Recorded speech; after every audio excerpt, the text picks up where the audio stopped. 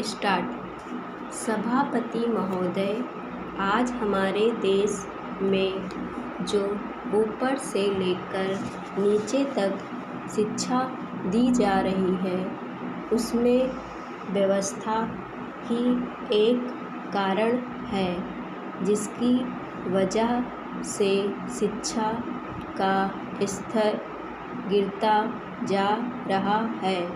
मेरा अपना विचार है कि जो शिक्षा प्रणाली है और जिस रूप में शिक्षा दी जा रही है, वही अनुशासनहीनता का भी कारण है। अपने देश और प्रदेश में हर एक की अपनी अपनी भाषा है और वह बालक जो इस देश में पैदा हुआ है, जो अपनी मातृभाषा की गोद में पला है, उसको यदि अपनी मातृभाषा में ही शिक्षा दी जाए तो मेरा विचार है कि शिक्षा का स्तर ठीक हो सकता है।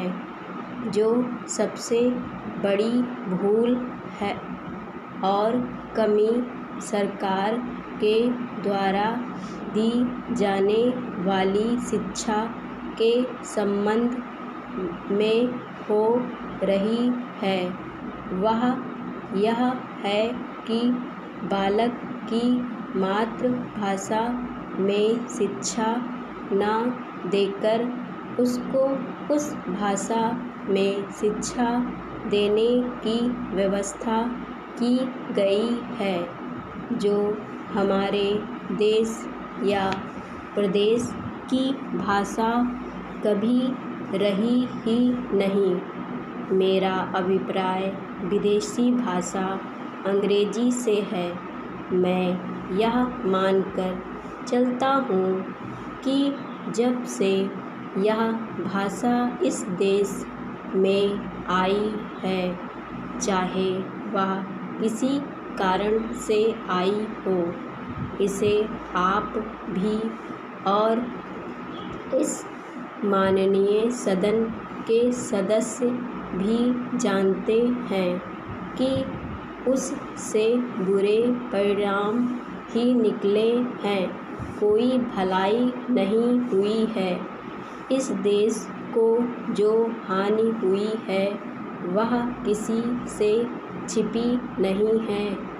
हम देख रहे हैं कि हमारे यहाँ जितना फैशन बढ़ रहा है, जितनी वेशभूषा बिगड़ रही है, वह सब अंग्रेजी भाषा के ही कारण है।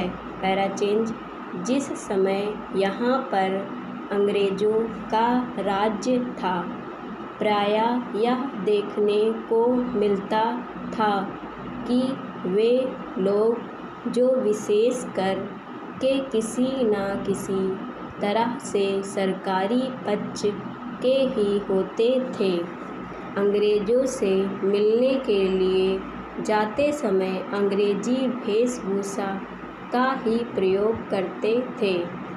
परंतु यह इस देश और इस प्रदेश का दुर्भाग्य है कि अंग्रेज़ों का राज्य समाप्त हो जाने के बाद भी लोग उनकी वेशभूषा को पहनते चले आ रहे हैं। इससे जो प्रभाव हमारे देश के फैशन पर पड़ा, उससे लाभ के बजाय हानि ही हुई है और हो भी रही है। मेरा ऐसा विचार है कि अंग्रेजी वेशभूषा से इस देश को बहुत हानि हुई है। भारत की गौरवपूर्ण सभ्यता और संस्कृति के संरक्षण पर पर्याप्त ध्यान देने की आवश्यकता है।